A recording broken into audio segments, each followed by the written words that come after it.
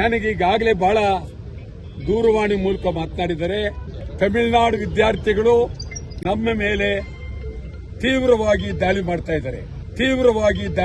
ಇದ್ದಾರೆ. ಮೇಕೆದಾಟು ಯೋಜನೆ ಜಾರಿಗೆ ಆಗ್ರಹಿಸಿ ಅತ್ತಿಬೆಲೆ ಗಡಿಯಲ್ಲಿ ಕನ್ನಡ ಪರ ಹೋರಾಟಗಾರರು ಪ್ರತಿಭಟನೆ ನಡೆಸಿದ್ದಾರೆ.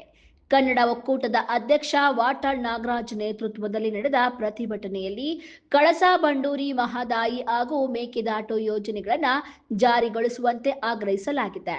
ಮೇಕೆದಾಟು ಯೋಜನೆಗೆ ತಮಿಳುನಾಡು ರಾಜಕೀಯ ದುರುದ್ದೇಶದಿಂದ ವಿರೋಧ ವ್ಯಕ್ತಪಡಿಸುತ್ತದೆ ಎಂದು ವಾಟಾಳ್ ನಾಗರಾಜ್ ಆರೋಪಿಸಿದ್ದಾರೆ. ಅಲ್ಲದೆ ತಮಿಳುನಾಡು ಮುಖ್ಯಮಂತ್ರಿ ಮೇಕೆದಾಟು ವಿಚಾರದಲ್ಲಿ ರಾಜಕೀಯ ಮಾಡಬಾರದು, ರಾಜ್ಯದ ಹಿತದೃಷ್ಟಿಯಿಂದ ಯೋಜನೆಗೆ ಅವಕಾಶ ನೀಡಬೇಕು ಎಂದು ಒತ್ತಾಯಿಸಿದ್ದಾರೆ. ಇದೇ ವೇಳೆ ಪ್ರತಿಭಟನಾಕಾರರು ತಮಿಳುನಾಡಿಗೆ ಮುತ್ತಿಗೆ ಹಾಕಲು ಯತ್ನಿಸಿದ್ದಾರೆ. ಅತ್ತಿಬೆಲೆ ಗಡಿಯಲ್ಲಿ ಹೆದ್ದಾರಿ ತಡೆದು ಪ್ರತಿಭಟನೆ ನಡೆಸಿದ ಹೋರಾಟಗಾರರನ್ನು ಪೊಲೀಸರು ತಡೆದಿದ್ದಾರೆ. ಪರಿಸ್ಥಿತಿ ನಿಯಂತ್ರಿಸಲು ಮುಂದಾದ ಪೊಲೀಸರು ವಾಟಾಳ್ ನಾಗರಾಜ್ ಸೇರಿದಂತೆ ಹಲವು ಪ್ರತಿಭಟನಾಕಾರರನ್ನ ವಶಕ್ಕೆ ಪಡೆದು ಸ್ಥಳದಿಂದ ಕರೆದೊಯ್ದಿದ್ದಾರೆ.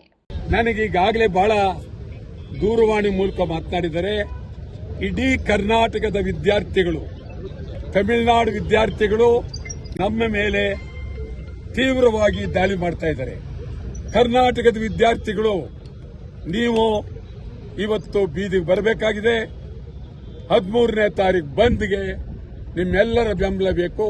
ವಿದ್ಯಾರ್ಥಿಗಳೇ ಇವತ್ತು ಅತ್ಯಂತ ಹೆಚ್ಚಿನ ರೀತಿಯಲ್ಲಿ ಈ ಬಂದ್ಗೆ ಬೆಂಬಲ ಕೊಡಬೇಕು ಅಂತೇಳಿ ವಿದ್ಯಾರ್ಥಿಗಳನ್ನ ಕಳಕಳಿಯಿಂದ ನಾನು ಕೈ ಮುಗಿದು ಪ್ರಾರ್ಥನೆ ಮಾಡ್ತೇನೆ.